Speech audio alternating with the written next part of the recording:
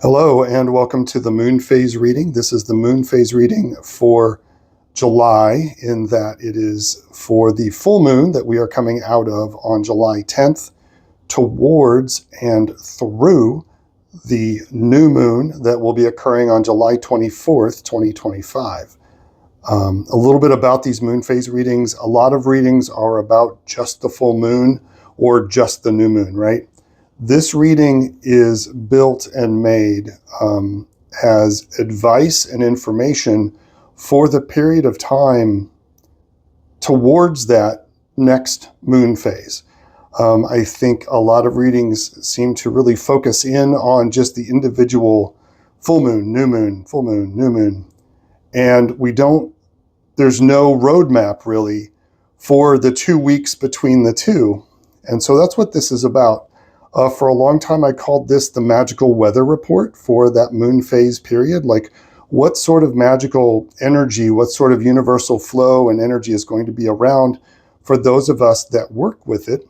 Subtle energies, meditation, prayer, and what can we do that works in concert with that magical weather? And I still think that that is very much the case. This reading is going to be a little bit different from my other moon phase readings in that I want to dial it in a little bit. I want to focus on what do we need to be working on? What can we focus on? What can we look at to make the best of the next 2 weeks and work with this magical energy? A lot of that sometimes has taken care of itself as we've gone from moon phase to moon phase with these readings, but I want to be a little bit more explicit about stating it. And so today we're going to look at that, and that's going to be a little bit more of my focus as to what exactly can we do? What exactly should we look at as far as where we put our energy and our focus? It is a subtle difference, but I wanted to mention it before we get started. The last moon phase leading up to the full moon, it was very much about resting, about connection and slowing down, like connection with spirit and slowing down. A lot to do with creativity and creatively finding your way through these issues with this spiritual connection that you should not ignore. For me personally, it was very much about slowing down and looking hard at where I put my energy, which is a very Knight of Pentacles thing to do. And that was one of the cards for the overall theme. And it's actually that reading and how it played out in my life that made me want to make the slight, subtle change to these readings. So we're gonna see how this goes. I'll draw a few cards. Today I'm using the Mucha Tarot. Where's my box? There it is. The Tarot Mucha. Beautiful card deck. And we're going to use the archetype cards again. And for the first time, debuting on the channel, my runestones. Now these, I'm only going to use this as a punctuation. These will be used sparingly here on out, but I felt the call to bring them out and use them for this reading. So we'll see how this all ties together. First things first, I'm going to draw a card from the Tarot Mucha deck and an Archetypes card. We're going to see what the general energies are, what the overall theme is, and then I'll draw a card that will be our blind spot, what we maybe need to turn around and look at, and what we should focus on and embrace. So a couple cards by the time this is all done, and a runestone, so we'll be very busy. These usually go a few minutes, and I will pull these two cards with a pendulum. It wants to be cut right there. All right.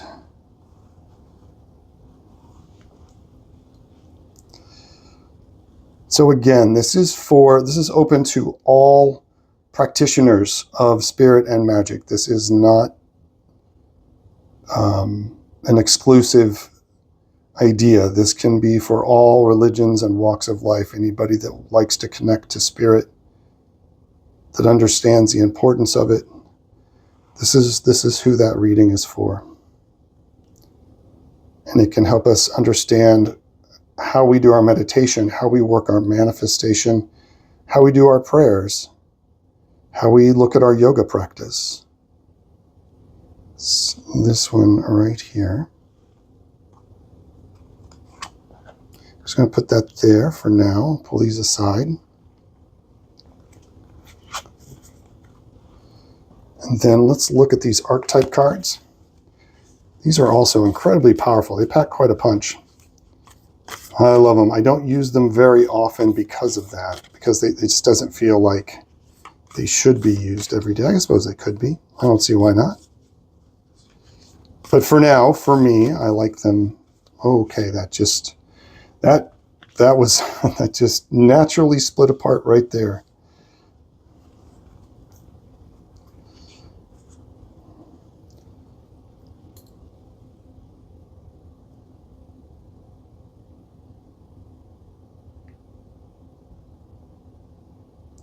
Looking for the archetype that we can pull on for this period of time between July 11th, 12th to July 24th as we go from the full moon energy to the new moon energy. It's one of these two right there. One of these three, maybe four right here.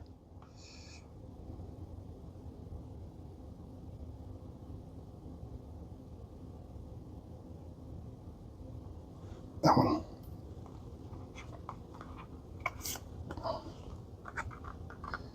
Okay. This will be our blind spot, what we need to turn around and look at, what possibly we need to walk away from as well. Like we will see, this is something that is behind us, and yeah, something that is behind us that we need to turn around and see, something in our blind spot.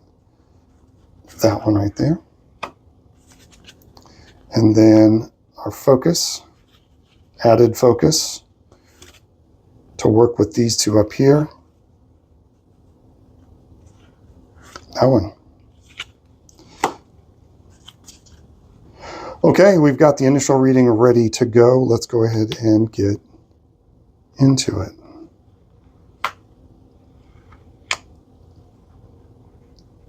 I'll move those just a little bit to the side.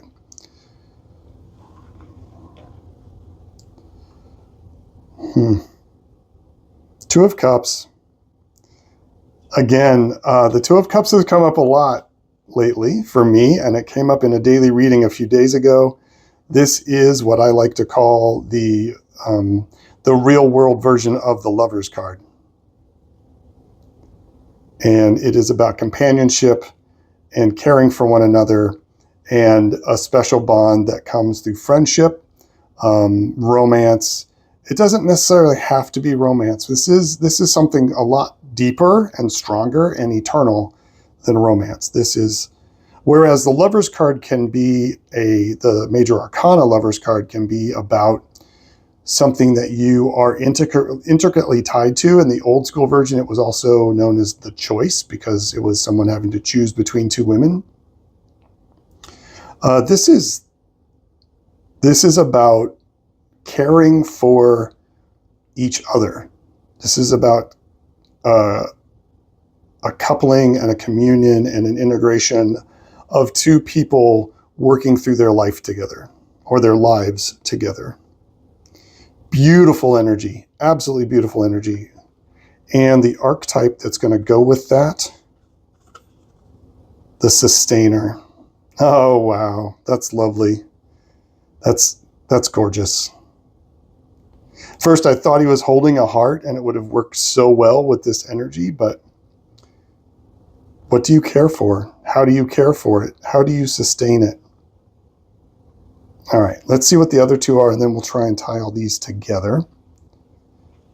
Our blind spot, the Hanged Man.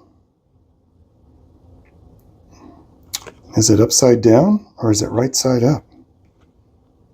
Is it upside down or right side up? The Hanged Man. This is the only Major Arcana so far. This is about feeling stuck. This is about being put in a place of suspension so you can think about what you've done.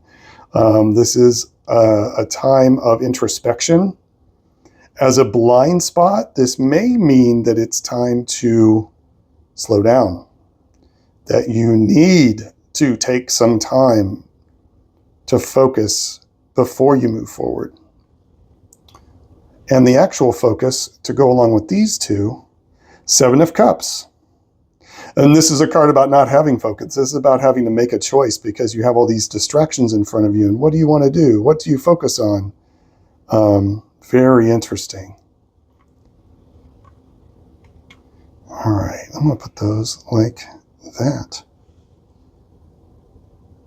Beautiful. This is such wonderful energy up here. I love this. Okay, so I had to take a few minutes to settle into the cards and what is trying to be said here. These two cards are, we're going to put these out here. These two cards in the center are very important. They're very much the energy of the next 2 weeks. It feels very internal. Doesn't feel like a lot of external work. That the most important thing you can do over the next 2 weeks is start to look at how you sustain yourself and others. How do you sustain your relationship? How do you sustain your relationship to your best friend? How do you sustain this magical spiritual connection we call love? And how do you do that with yourself as well? So a lot of internal introspection and reflection. The focus here, especially with the Seven of Cups, the focus is not to get out of focus. The focus here is to not be distracted.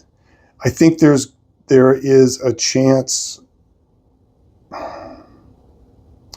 So it's a matter of sort of looking at everything and being very careful about what you choose to sustain and have this deep connection with. This is the card of fantasies. This is the card of multiple ideas and multiple things. And, oh, I want to do this, and then I want to do that, and then I want to go deal with the snake, and then I want to go drink some wine. And it's this sense of letting yourself be distracted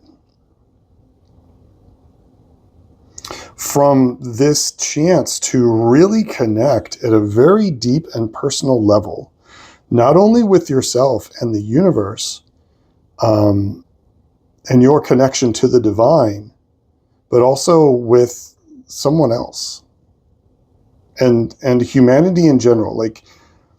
And this is all going to be an internal brick by brick process. The sustainer archetype, they sustain things because they want to. They sustain their garden not because they want to be. There's a difference between sustaining and maintaining. They're sustaining it because they want beautiful things in their life. If they are sustaining their relationship, maybe they're paying the bills. Maybe they are making sure all the kids are tucked in. Making sure everyone has good, healthy food on the table. There are all sorts of different forms of this archetype. And you're being asked to look at, what do you sustain for yourself? What do you sustain for others? How can that really, really lead into a more rich connection to someone else and to people you deeply care about? The Hanged Man as a blind spot, I think, there's no think, I'm sorry. This feels like, because I'm getting such an introspective feel, I think this is saying the blind spot is maybe not thinking that you need to take the time to do this. Not thinking about taking the time to really put yourself in a secluded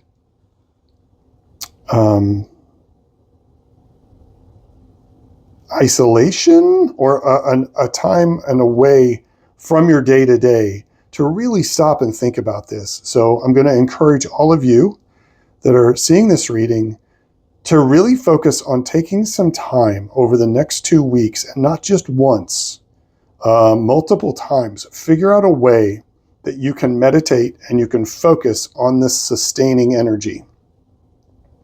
How do you sustain yourself? How do you sustain others? How do you connect with this love, this divine love energy? And don't get distracted. The focus is that, as a focus card, this is hilarious. This is some serious trickster energy happening right now, because as a focus card, this is the card of no focus. I don't know how better we could have had the fair folk come in and trick us with this, but the idea is to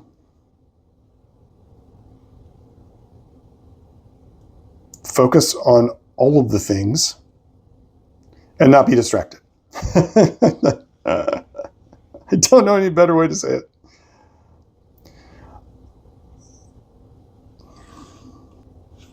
Because of the emphasis of cups, this is very much about your intuition. This is very much about your emotions. This is very much about connection to the divine flow, to water, to the water of life. What sustains us better than the actual water of life? I can't think of anything. Maybe the sun. It's probably a toss-up. So over the next 2 weeks, take some time and focus on looking at how this archetype of the sustainer comes through in your life, and work on that as we come towards the new moon. I think it feels like that this is going to be some very important inward work that will come into play for the next period of time as we go to the next full moon.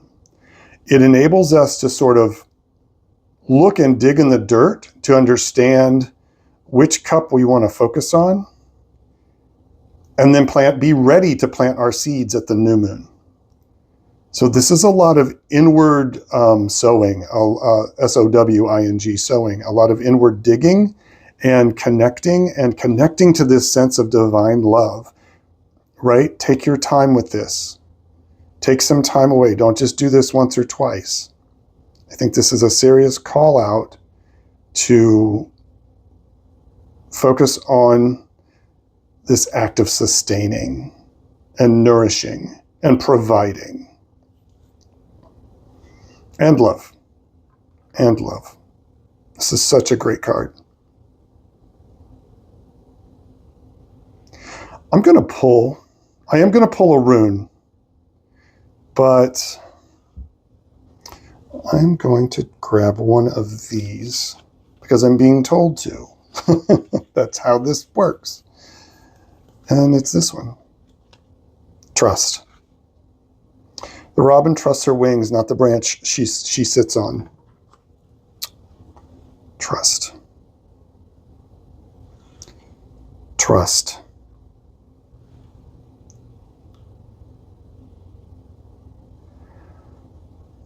How do you trust that which sustains you? And how do you build that trust to sustain things within yourself that you are connected to? The robin trusts her wings, not the branch she sits on. Whoever wrote that sentence really needs to think about that. Trust your wings. Trust this connection. This is a symbol for an angel watching over the two people deeply in love. What do you trust? How does it sustain you? Look at all these things over the next 2 weeks. Take some time with this. Journal, do some connecting energy, do some meditation. I think the answers will help you in the next session, as we go into August, actually. It's a really wonderful feeling of, I'm feeling like deep, rich soil and earth, and how that nourishes and sustains the plants, and like this Mother Earth energy. So take some time. Don't go hang yourself to a world tree or anything, funny enough, because I'm going to use the runes here. But take some time to think about that, to tuck yourself away from the distractions and the busyness of the day-to-day, because this is some deep work. Okay, now I'm just repeating myself. Let's go to my good friends. I've already worked with them before this reading. I don't just grab runes out of this bag. We are going to ask for a singular stone, a singular rune, to help us with this process over the next 2 weeks. That one right there stuck to my fingers like it had glue on it. Dagaz. Awesome. Dagaz is the dawn. This is about hope, renewal. It's about new beginnings. It's about hope and trust. And this, it's a sign of some very positive transformation. So if you work on this over the next 2 weeks, you're going to see things blossom. Whatever you decide to focus on, that's for you to work on. But this is such a great symbol of positive transformation, hope, the sun rising, the cycle of one life into another. One, night goes into day goes into night, new moon to full moon to new moon. But this rune is never read reversed. It just means hope. So find what you want to sustain hope with, and you will not be disappointed. I think the rewards that can come out of doing this work over the next 2 weeks, I think they will be transformational. Trust the process. Wow. All right. I think that's it. I hope you all have enjoyed this. I hope you enjoyed the slightly different tact I took with it. Please leave me comments down below. I hope you have a wonderful next 2 weeks as we move towards the new moon on July 24th. And I will do a half moon reading, sort of an update on this. It may take the form of more of like a vlog post, but I think what I have noticed with these readings is I get the initial information, and then 5 to 7 days later, it really comes into focus, and it really, really pops. And we'll pull maybe 1 or 2 cards to help give us some guidance as we move along. Okay. Take care, everybody. Have a wonderful moon phase. I'll see you on tomorrow's daily reading, and enjoy the last energies of this full moon. And here we go with some new moon energy. You got this. Peace and strength to all of you. I'll see you on the next one. Bye-bye.